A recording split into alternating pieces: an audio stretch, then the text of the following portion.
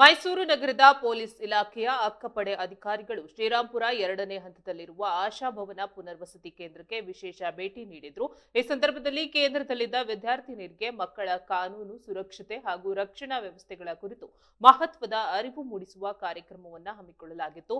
ಕಾರ್ಯಕ್ರಮದಲ್ಲಿ ವಿದ್ಯಾರ್ಥಿನಿಯರನ್ನ ಉದ್ದೇಶಿಸಿ ಮಾತನಾಡಿದ ಅಧಿಕಾರಿಗಳು ಅಪ್ರಾಪ್ತ ವಯಸ್ಕರ ರಕ್ಷಣೆಗಾಗಿ ಇರುವ ಕಠಿಣ ಪೋಕ್ಸೋ ಕಾಯ್ದೆ, ಬಾಲ್ಯ ವಿವಾಹ ನಿಷೇಧ ಕಾಯ್ದೆ ಹಾಗೂ ಹೆಣ್ಣು ಮಕ್ಕಳ ಹಕ್ಕುಗಳ ಬಗ್ಗೆ ವಿಸ್ತೃತವಾಗಿ ಮಾಹಿತಿ ನೀಡಿದ್ರು. ಯಾವುದೇ ಸಂದರ್ಭದಲ್ಲಿ ತೊಂದರೆ ಅಥವಾ ತುರ್ತು ಪರಿಸ್ಥಿತಿ ಎದುರಾದಾಗ ಧೈರ್ಯದಿಂದ ತಕ್ಷಣವೇ ಸಂಪರ್ಕಿಸಬಹುದಾದ ಮಹಿಳಾ ಮತ್ತು ಮಕ್ಕಳ ಉಚಿತ ಸಹಾಯವಾಣಿಗಳ ಬಳಕೆಯ ಕುರಿತು ಪ್ರಾಯೋಗಿಕ ತಿಳುವಳಿಕೆ ನೀಡಲಾಯಿತು.